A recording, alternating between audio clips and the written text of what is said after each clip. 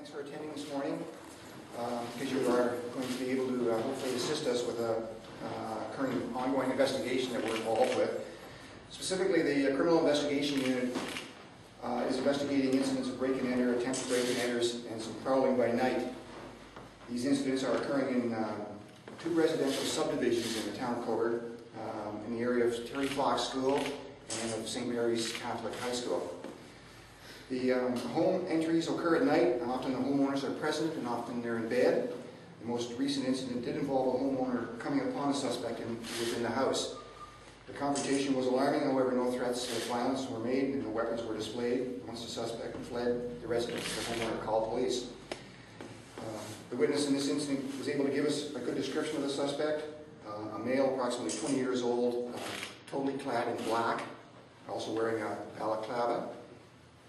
Other things apparent to police are that a prowler is in the area, in these two areas,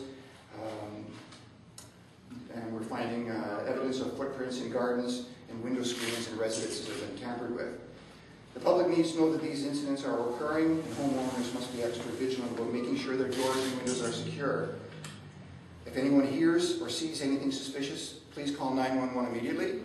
Anyone with other information about these incidents is asked to contact the Cobourg Police Criminal Investigation Unit at 905-372-2243 or Crime Stoppers at 1-800-222-8477. Cobourg Police have increased their presence in these neighborhoods, both in mobile and foot patrols, until the suspects are caught. This is one of the processes, and certainly in community policing, in a town like ours, the police are the public and the public are the police, and we need public's assistance for these particular group of crimes that we're investigating. They are a prowling nature involved in them, and we certainly suspect that people in these subdivisions in Cobourg, there's probably more than a good chance that they've seen the suspect or have seen some activities that we'd like to know about. And we're appealing to the public that to use their, using their skills is to let us know anything out of the ordinary. Because certainly in this case, these cases we're not finding. It could be a neighbor, it could be a friend, it could be anyone. There's not it's not it's something fairly innocuous that they may see. It's very, very important for us in order to identify the suspect in these particular crimes. As Constable Stanley said, right now there has been no violence associated to any of these crimes, and but that doesn't mean that we want the public to be aware. He said certainly going into someone's residence is one of the most invasive things that can happen in our society, and that obviously is a deep concern to us, and it should be to our community. So there is a map available here, prepared by our crime analyst, that shows the known incidents that we're involved in and the areas where they're clustered in. And certainly we'd ask the public in those particular areas for the most assistance. But anybody that knows anything to help us out. How many incidents are there, and we can all be connected to the 20-year-old individual? There's approximately that have been reported to us. How many, Scott? We have 15 that have been reported to us. We certainly suspect that there's a lot more activity when you start looking. Some of the ones that have been reported to us were, there's signs of people somebody going through backyards, looking through windows, things like that. That it could be happening, and people just aren't aware of it. I mean, these types of activities involve prowling, usually involve multiple residences and things like that. But most of the entries have occurred through unlocked doors and windows. So again, the basic security of a premise, will help to deter these type of crime. But we certainly need the public to, report that activity. And you'll notice, if you know Cobourg at all, both of these areas have a ravine or a wooded area that kind of snakes through it. So I mean, that's certainly an area that we feel too that can be used to get around there. And again, public sees anybody coming out of a wooded area later at night, let us know. I mean, we'll certainly check it out. And I guess part of that too, we will, for the public, in those areas, you will probably, if you're out later at night walking, find yourself being stopped by police and asked, information. The reason being is exactly why we're here today, is we're trying to be proactive in these particular crimes. So is there any indication that there's just one person involved, or is it more? There could be. It's an open investigation. We're looking at. We had this one here. There's, everything's a possibility until it's solved. We don't certainly put blinders on when we look at these type of crimes. So, but we have had one where there has been contact with a suspect. What's your greatest fear with this? Like anything else, it's escalation.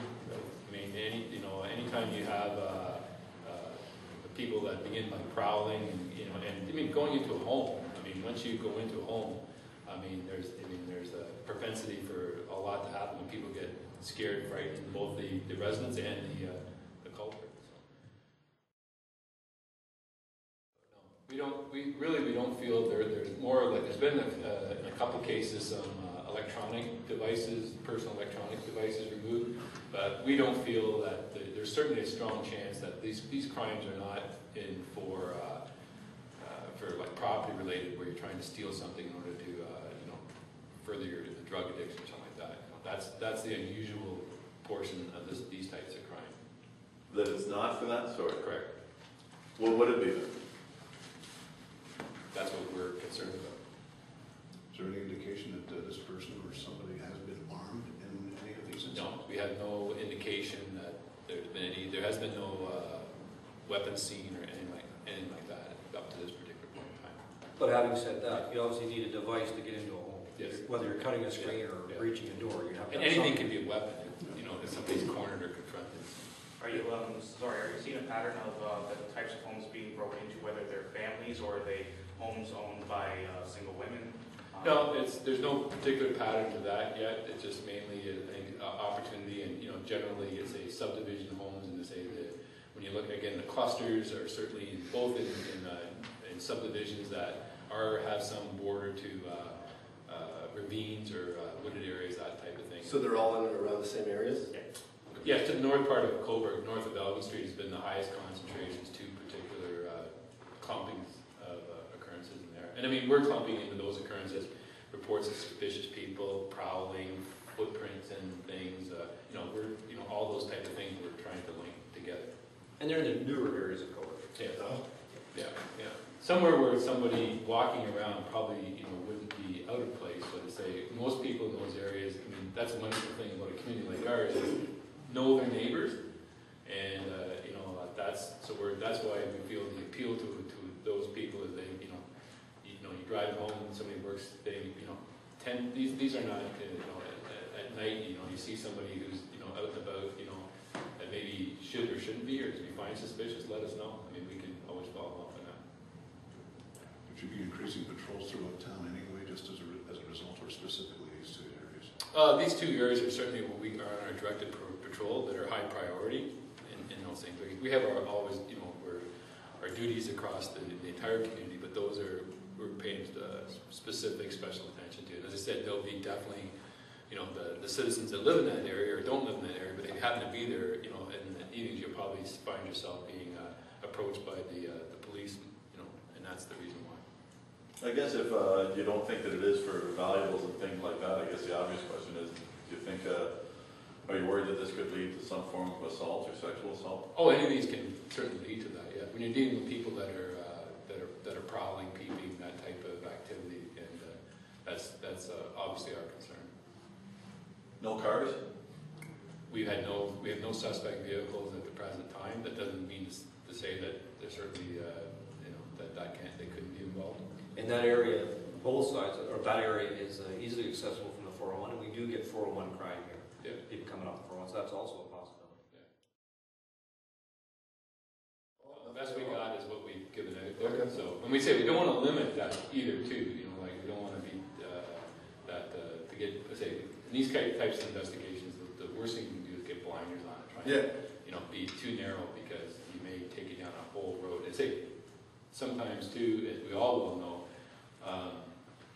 first-hand witness evidence may not be the best if it's an individual, right? So we're trying to, we are, looking at, possibilities of DNA and all kinds of other investigative avenues. Always at night? Yes. Really late? Like No. roughly time? No, we're looking as early as 10 o'clock, early evening hours and on. So it's not, I say that's why there's certainly a lot of potential for the, general public in those areas being around and having to see something. Or see people that maybe don't fit in their neighborhood, or maybe somebody in their neighborhood that they see too much, So if anything, we'd appreciate any information they can give us. Or, as I said, if somebody has a child, friend, relative that has all of a sudden appeared with electronic devices that are not their own, more than that, we'd really appreciate hearing about that too. Or come home with mud on their shoes. Yeah, not being able to explain, their give good account of where they were, something like that. But the public is our greatest tool in these type of investigations. Absolutely. Your press release yesterday said that there were some daytime break-ins. Would that be connected to this, or do you think that those daytime break-ins might be? Say we're looking at the law. Like you say, the focus of that's the fact that the person, if you're able to move around, in subdivisions, it's fairly easy to move around. So we're not ruling out daytime too, but you say the time frame, there's a lot clustered in that early evening hour time frame that are a particular concern. In the incident where there was a witness to go into the home, was that a family at home? Was it Yes. It was a family with children? Yes. Oh. Where's the suspect located then? In the downstairs part of the house. Did he run past him, like as I say, or did he exit the same way he came in, like through a window? Yes, going through, I think it was unlocked through patio doors. Really? Yeah, lock your patio doors. That's not, and that's like for the people that don't do it, if say prowlers can try, it's like going through unlocked cars, right? You keep trying, it takes one person not to do it, right? This is really nervy though, like it's, you get people that do B&Es into businesses that are closed at 3 o'clock in the morning, but for somebody to just do what they're doing, that's really nervy, if you can comment on that. No, or thrill seeking, right? It's certainly it's for some individuals, it's a thrill to skulk in the night and to be that type of thing. So, But you're right, that is a concern. Our concern is anybody who's willing to break into a home and they know the chances are good that somebody's there and are willing to take that chance of a confrontation. Is there any idea on the age at all? I think by the description, it's on the thing in the early 20s, I believe. So it encompasses quite a large. Yeah.